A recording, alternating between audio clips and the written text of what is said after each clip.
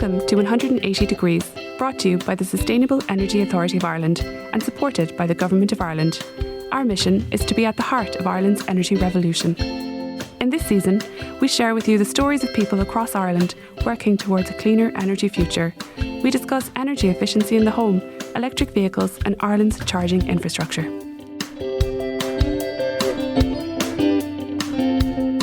Hello and welcome to the third episode of Season 3 of 180 Degrees. I'm your host Louise Ryan and you're listening to a mini-series about home energy upgrades where we explore creating a comfortable and warm home, reducing carbon emissions through renewable heating systems and financing your home upgrades.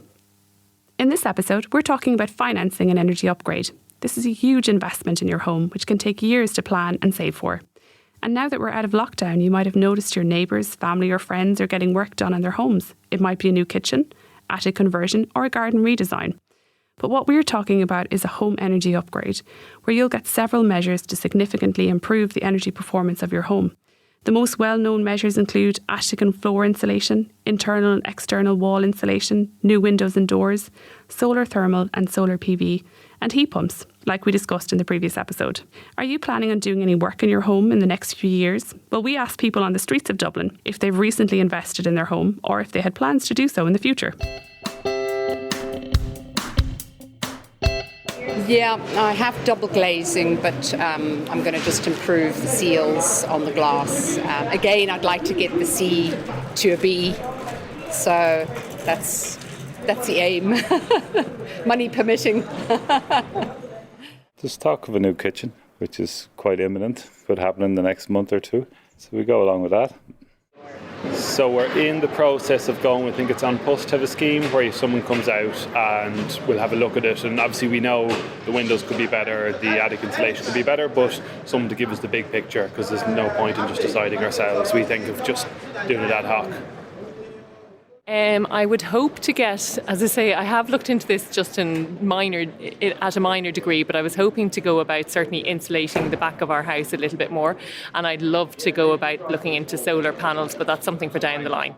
Yeah, I think so. If the landlord was up for it, I think there'd be no harm, particularly now with the whole climate change movement. As it stands now, I feel that there's no harm in trying to be a small bit more better with energy and that. Okay, so a mixed response there, but I think the good news is that everyone would like to make their homes more energy efficient at some point. So someone who has just done that is homeowner Cormac Madden, who has been telling us about his home energy upgrade for the past 2 episodes. And now he explains to my colleague Orla how he financed the works. Cormac, upgrading your home can vary greatly in costs, obviously depending on what you're getting done. So can you talk us through the different upgrades you completed and how you financed the project? Did you do it all in one go? Was it a phased approach?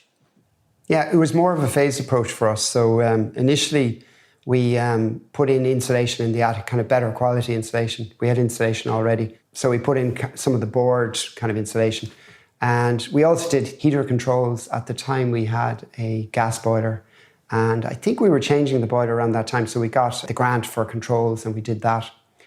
And then the big one that we did was external insulation. And we did that as a separate project. And once we had all of that done, and it wasn't really part of any kind of coherent plan, but when I heard about the Super Homes product, it seemed like a real fit for us because we'd already done a lot of the hard work. So we still had a really poor front door with single glazing and aluminium, and with the post box that kind of blew open every time there was a breeze.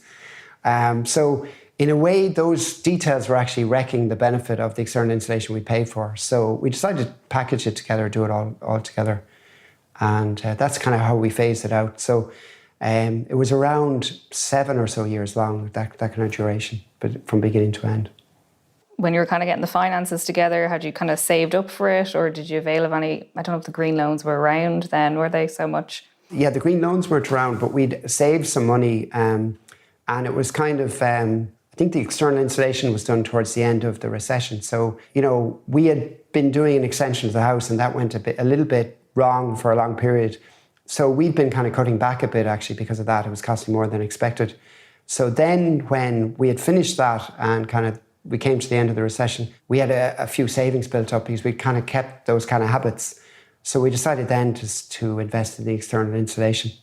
And then likewise with the heat pump, then again, we left an interval there and we made enough savings to kind of make that an easy jump for us at the time. And a big incentive was the 30% grant, because it's one of those ones, if that's a really good value kind of proposition. We needed to change the front door of the house anyway. So we kind of used the fact that we were getting a grant to upgrade the door to passive standard, which is really, we're absolutely thrilled with it. So we kind of wanted to get that benefit. So that was a bit of an incentive to stretch that a little bit further. And at the start of the project, what kind of research did you do before you kind of committed? Because it's obviously a big investment. Yeah, we with the external installation, we did get several quotes and we did a fair bit of research. And we had used an energy assessor to get a BER rating anyway for the other grants before and after. And he was very knowledgeable and kind of well known in the industry, so we were able to pick his brains as well. So we did a lot of work on the external installation, researching all of that. And I think the option we went for was a pretty good one. We're very happy with the contractor as well, very easy to work with them. With Super Homes then, the great benefit was we know that they're basically a charity, they're non-profit making. They're set up really with the ideal of lowering carbon emissions, improving energy efficiency. So we could trust them implicitly, and they had a lot of knowledge built up at that point. So at that point, we just kind of took their advice and kind of went from there. And I know you mentioned you did get to avail of the SEAI grants. How did you find that application process? Actually, very easy. I did the applications myself for the installation and the heater controls. The external installation, I think I applied myself. I'm not sure. I could have been the contractor.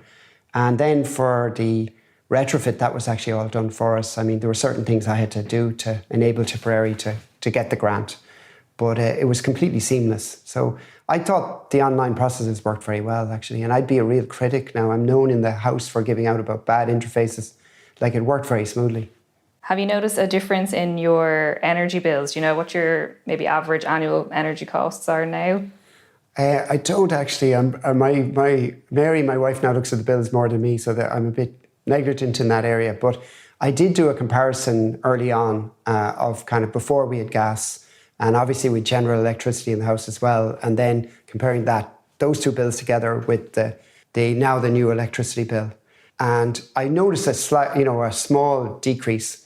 But at that point, we had particular settings on the heat pump, which now have been adjusted. So we're going to look at it, and we expect it to go down further. Yeah, so there was a reduction, huge increase in comfort, and we're just waiting to see now where we get it to.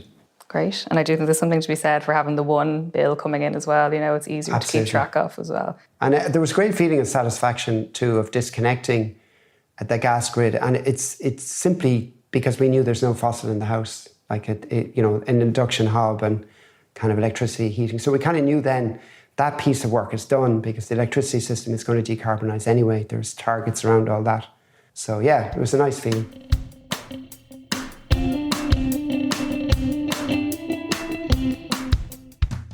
So I'm now joined by my colleague Tom Halpin from SEAI, who is going to explain the various SEAI grants and pathways that homeowners can avail of when upgrading their home.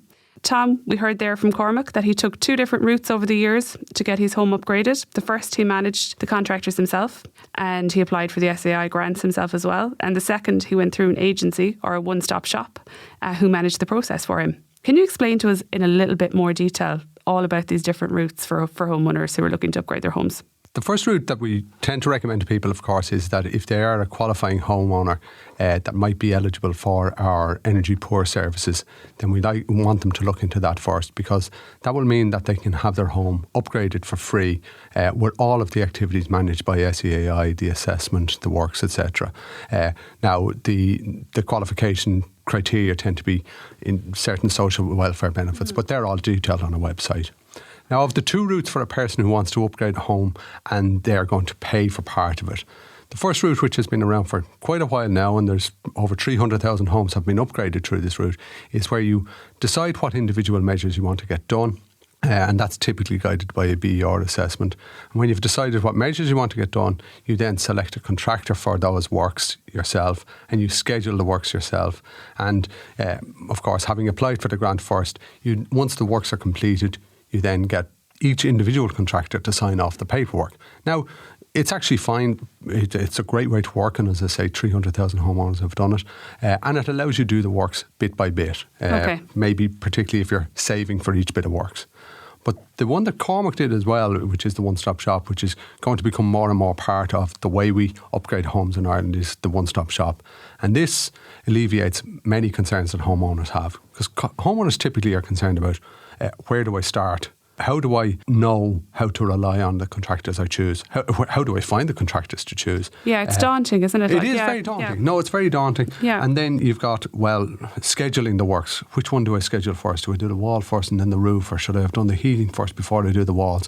And people are a bit sort of flabbergasted by this. And then there's the thing of payment. So what the one-stop shop does is it lifts all of that away. Because you only deal with one entity, and it might be an energy supplier, or it might be a large contractor, and there's going to be more and more of them available.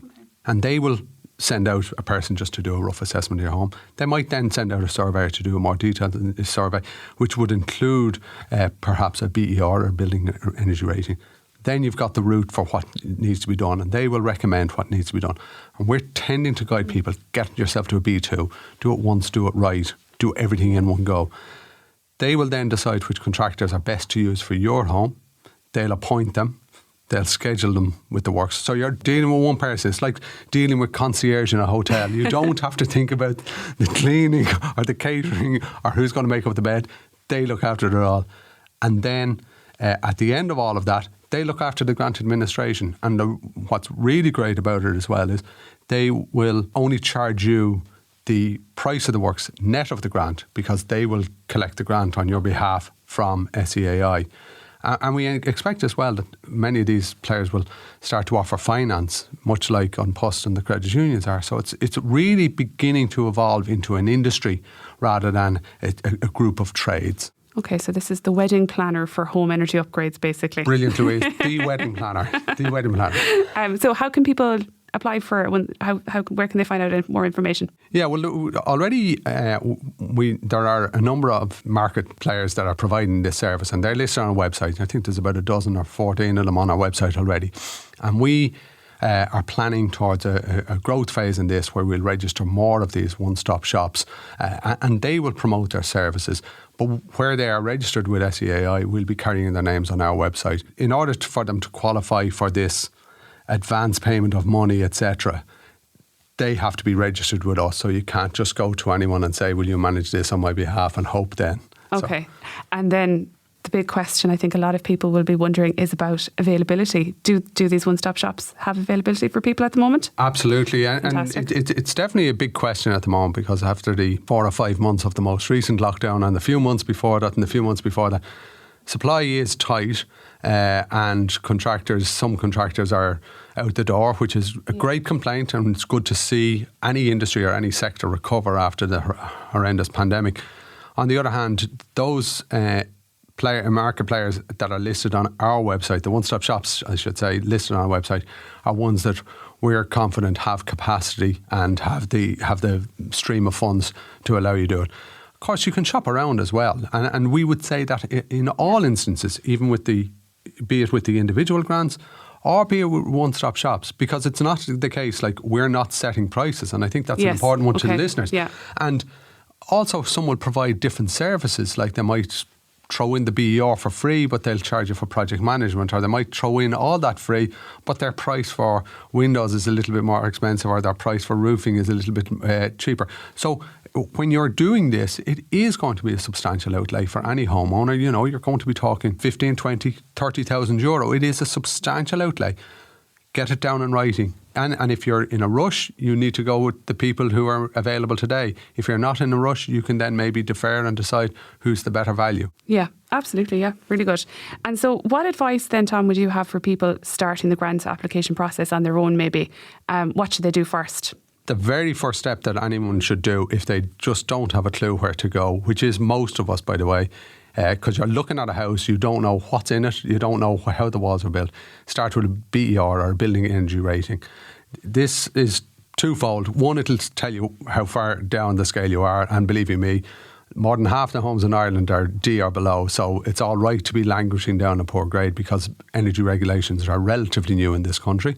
The building energy rating also comes with an advisory report, and there's the new advisory report, which is just introduced this year, is really, really detailed and personalised to your home. It'll tell you which parts of your home are not performing to what might be a good specification, and where to start, which ones you should upgrade first. And it also gives you an indication of the rough cost or the scale of price that you might pay, and the savings that you'll make in order to bring you to a B2. So all of a sudden, really, in a matter of 2 pages, you've got this roadmap for where to go. More than likely after that, you've got 2 things that you're going to be looking at. Insulation. Any heat you put into a house, you should keep in there. T-cozy principle. Yeah, that's where you start. That's where you start. Yeah. Insulation. And that insulation is more than likely the walls, the roof, and windows. And all of that will keep the heat in. And then you move to, well, now I'm keeping all this good heat in. Is there a better way to get that heat in? Yeah. And that's going to be a more efficient heating system, or better still, a renewable energy heating system. And you can get renewable energy in the form of a heat pump, solar panels for heating your hot water, and solar panels for electricity. And so it's assess, insulate, add renewables. I should just add that at the moment, if you're getting windows done, that would really only be through a one-stop shop. You can't get grant aid for it through our individual grants. There is a difference in what's supported. But supported through the one-stop shops? Yeah. So the assess, insulate, add renewables. Now, in terms of the grant process for an individual, so take Cormac when he was getting the first part of his works done. What you have to do is, once you decide on what you want to get done, and let's just pick a simple example of, say, cavity fill for a wall, and that's the one measure you're getting done. All the contractors that provide that service nationwide, or specifically in your area, if you want to list it on our website, pick a few of them. Get prices from a few of them. Always shop around. We shop around for our shoes. We shop around for our cars. So shop around for your cavity wall insulation as well.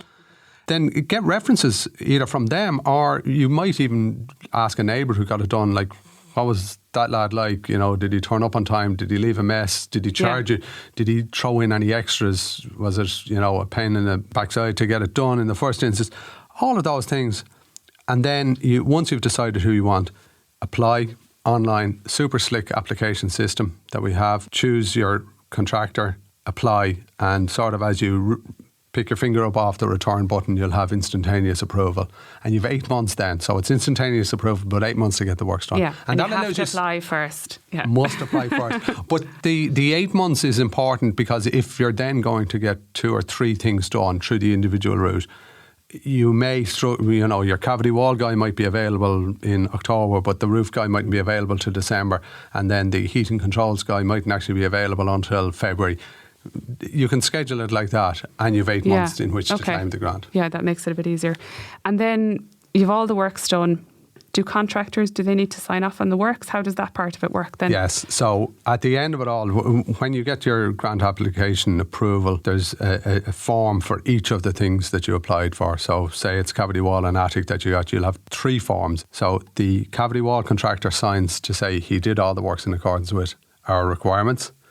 The roof guy signs off on his, and then you have to get a BR done at the end of the works as well to show what your home is rated at. There is a €50 grant towards that BR, and then the BR assessor signs off to say that the BR has been submitted. Gather those 3 into an envelope, claim the grant, and it's paid electronically into your bank account. Lovely. Pretty quickly behind that. Pretty quickly, nice to hear. Yes. So obviously the grants we're talking about here, Tom, are a big help. Around it, we were saying they cover around 1/3 of the costs when it comes to funding the upgrades, roughly. Yeah, roughly. Yeah. It's they're fixed grants. So take, for example, the attic as an easy example. It's a €400 grant. That would be roughly 1/3 of the price, as you say, of a 3 to 4 bed semi-detached home. Now, if you live in a small terrace house, the €400 will give you more than 1/3. Yeah. If you live in a large detached bungalow, it's going to be less than 1/3. So it's just as an indicative, it's about 1/3 for an average family size home. So all us country people now, we're going to be less. Not the people in the small, not the people in the towns and villages. So yeah, no, I mean 1/3 is fantastic, but I suppose it doesn't cover everything. And some homeowners might have savings now, especially after COVID. None of us can go on holidays. Yeah. We haven't gone anywhere. We haven't done anything. And again, some others might need some different financing options. So can you tell us a little bit then about green loans? I'm seeing loads of ads from lately on Post and different places. Yeah, credit unions. Well, as you rightly say, of course, post-COVID and and let's hope we never live through anything like that again. Many people have accrued money, and this is a great place to put them because, when you improve the energy efficiency of your home, you reduce your fuel bills, which means you're getting a return on investment, and that it'll pay for itself sometimes in a matter of years, maybe 10, 12 years for the larger measures. But it's a great place to put your money, great place to put your money. But yeah, green loans, the likes of An Post and Credit Union, they're offering preferential loan rates for home energy upgrades. We want to see a lot more of this in the marketplace. At SEAI, we are very keen that one of the barriers to investment is people not wanting to borrow at exorbitant rates.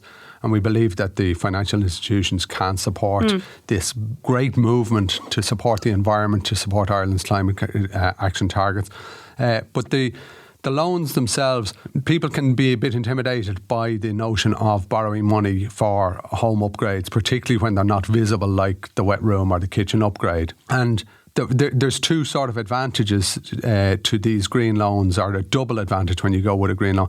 You're getting a better rate than if you borrowed just to do a gazebo or decking or, patio doors or something like that.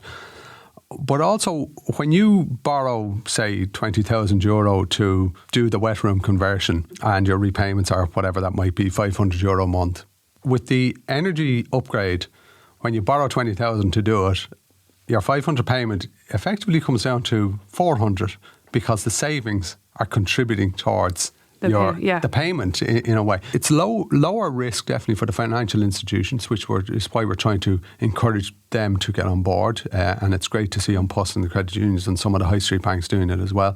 It's lower risk. I'm not saying zero risk, but it's lower risk for them because people are more able to pay back as a result of the energy savings they're making. Yeah, so that's another route for people to have a think about as well, and I suppose just go and educate yourselves on it and see what's out there. Yeah, look, an investment like this is not something you tip into easily. It's of the scale, as I said, being 20, 25, 30,000 euro, it's of the scale of a brand new car. You're not going to, on a whim on a Friday evening, say, I think I'll buy a new car, and then go out on a Saturday and buy it. You'll do a whole heap of research. That research will really pay you back in spades, simply because you'll have identified the best solution for your home. You'll have identified the best people to do it. You'll have identified the best way to finance it, and at the end of it all, you'll have such a comfortable home.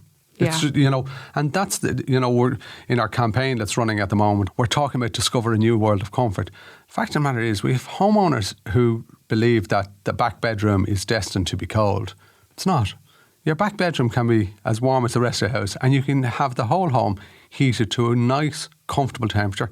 It can be warm when you come home from work. It can be warm when you get up in the morning. You can have hot water. All of that comes from an energy efficient home. Yeah, and I think are more people starting to realise that now, that a home energy upgrade isn't just a nice to have. It's like a kitchen. A new kitchen might be nice to have, but a home energy upgrade is something that we all need. Absolutely. Unless we have the fortune of living in a new home, maybe. No, absolutely. It is becoming something that people are beginning to realise. Well, first of all, because of the pandemic, we've spent a lot more time in our homes. But because we're there during the day, and because we're there at 5 o'clock, and because we're there first thing in the morning, we're there through the morning, typically we sort of, for those who worked outside the home, you sprint out in the morning, you sort of tolerate it being a little bit chill. And you sprint in and you tolerate it being a little bit chill until you get the dinner inside you or get into the living room with the radiators full on. Now we know that, this house isn't quite the way it should be. And with returning to work, blended working regimes and that, we're going to spend more time in our homes. And it is important. And, it also means, as you say, that it's likely to become more than just the kitchen upgrade in the wet rooms. Maybe we might be kitchen upgraded and wet roomed out anyway at this stage, and we're looking for other place to spend our money. I think everyone was doing gardens last year, wasn't it? Gardens as well, yeah. But I think we hear a lot as well then, Tom, just about that word payback. And I think you've kind of touched on it there. It's not just about the financial payback, I suppose. It is about comfort too. We have a sort of a funny relationship with home energy upgrades, because we do a bathroom upgrade to, say, a wet room. I keep picking on the wet rooms, and I've nothing against wet rooms, by the way. It's my trope as such. But we We do an upgrade up and we like looking at it, and it adds to the pleasure we take from our home. You do a home energy upgrade and it adds to the comfort of your entire home. Every room is comfortable. You have hot water when you need it. It's a balanced temperature throughout. Yeah. We look at the wet room and we don't say to the wet room now, how fast are you going to pay back? Yeah. But we look at the home energy upgrade that has given us all this added pleasure of comfort, and we look for a payback. The great thing is it does pay back. And as I said, the simpler measures like attic insulation and cavity wall insulation, could pay for themselves with the grant, about 3, 4, 5 years, something like that. Larger measures like dry lining of the walls instead of cavity, you might be stretching into 8 years. Other ones like external wall insulation and heat pumps, you're probably talking 10, 12 years. Okay, yeah. But bear in mind as well, take for example a person who might be buying a home and spending an inordinate amount of money on it, and then spending an inordinate amount of money on reconfiguring rooms or adding rooms.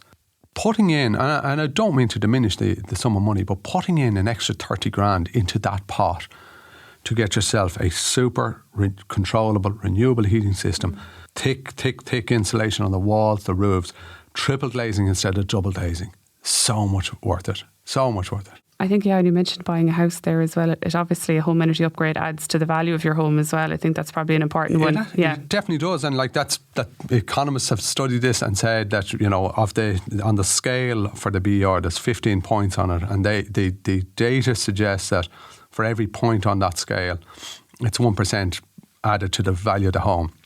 And you just have to think of it like if you're looking at, you're looking at a house in Athlone and there's 2 houses in an estate, and they're ostensibly the same garden, they're the same 4-bed semi.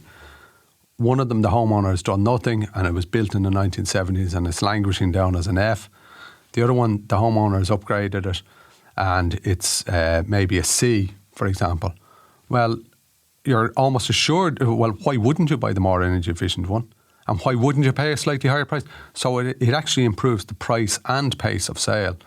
And it can become a bit of a bargaining chip now. I know it's a hell of a market out there, but it can become a bit of a bargaining chip if you have to do stuff. In the same way as a person goes in and say, well, geez, we're going to have to decorate this place because I really don't like the look of the brown paint or whatever. It's the same thing. You can say, well, look, our surveyor says that it needs wall insulation, needs attic insulation, and those single glazed windows have to go. So, it's a bargaining chip.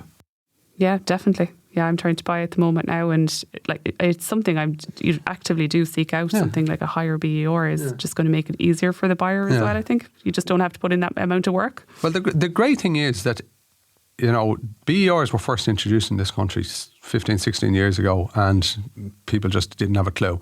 Now people see BERs and they have a good understanding of the A to G, the green to red. They're seeing it on appliances, they're seeing it on cars as well. So we know that energy is a component.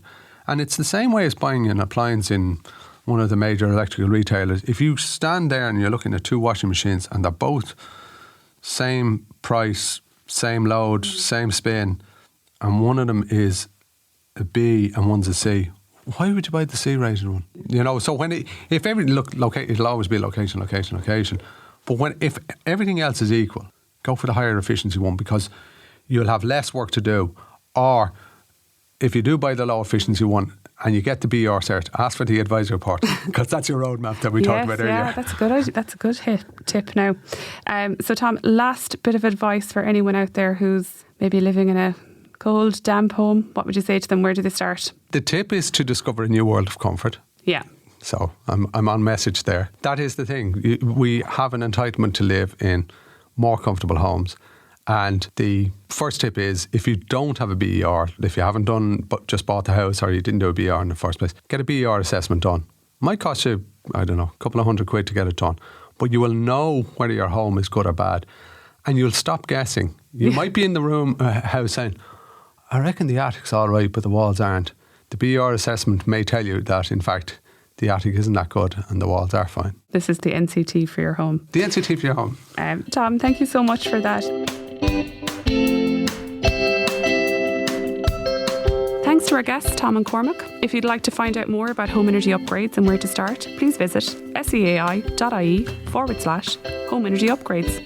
And that's it for home energy upgrades, and we hope you find it really useful. Stay tuned for our next episode, which will be all about electric vehicles. Thank you for listening to today's episode. If you've enjoyed it, then please like, share and subscribe to our podcast. You'll find previous episodes on our website, seai.ie/podcast, along with information about our grants and supports. Until next time.